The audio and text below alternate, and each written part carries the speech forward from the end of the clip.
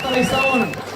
Toistaiseksi Virpi-Lepistö on vielä palkintopallilla, mutta mikäli täältä tulee vielä Petri Salmelta ja Kristian Vilpasalta viime hetken rutistus, niin se saattaa pudottaa upeasti taistelleen Virpi-Lepistö vielä palkintopallin ulkopuolelle.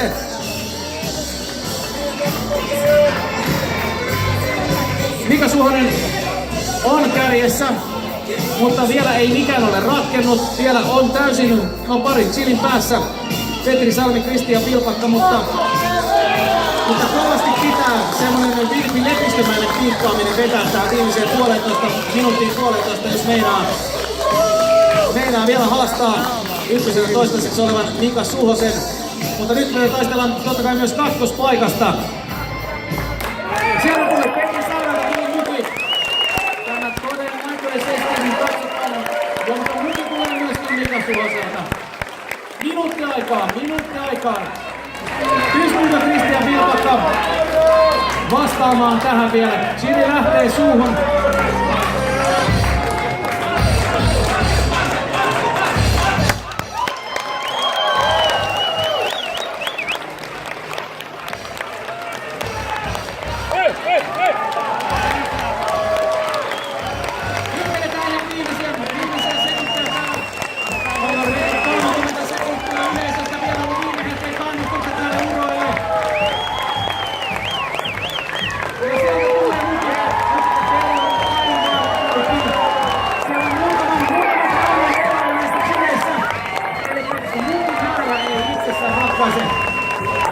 Ja sitten voidaan yleisöä laskea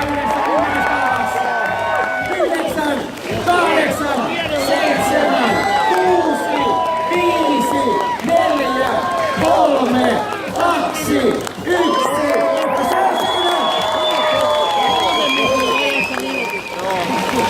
Hurja oli suoritus, voi luoja paratkoja ja kohta saadaan tuloksia.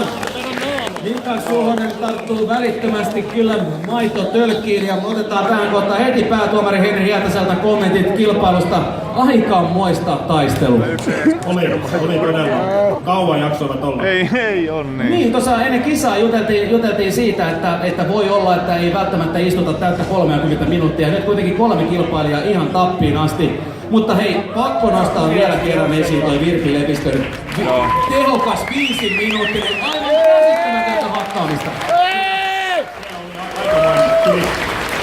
Jos jonkin sanakirjaa vielä painetaan niin jotain selvennyksiä siitä, mitä tarkoittaa sisu ja tollanen tietynlainen urhokkuus, niin se voi laittaa kyllä Virpi-Lepistön kuvan tästä kilpailusta. Sen verran kova oli, mutta nyt lähdetään katsomaan nyt täältä sivusta. Siellä vielä viimeiset tarkastukset vielä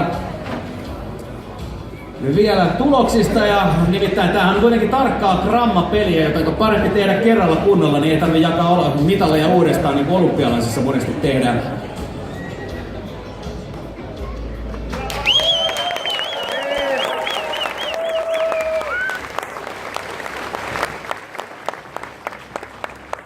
Tulokset ovat valmiina, mutta tähän väliin, niin onko yleisössä ketään chilin ystäviä? Maistuuko chili täällä? No niin, no sitten Suomen chili-yhdistyksen väki ei muuta kuin lyömään kuppia jakoon, niin saadaan kohta pöydät siivottua palkintojen jakoa varten. Mutta tiukka oli kilpailu. Täytyy sanoa, että jos tunnustin tuossa ennakkoon, että ensimmäistä kertaa nyt katsomassa Rakavuoren chilin syönnin MM-kisaa, niin aivan sanavarma juttu oli se, että ei ollut muuten viimeistä. Ei missään nimessä viimeistä. Sen verran upea kilpailu on kyllä kyseessä.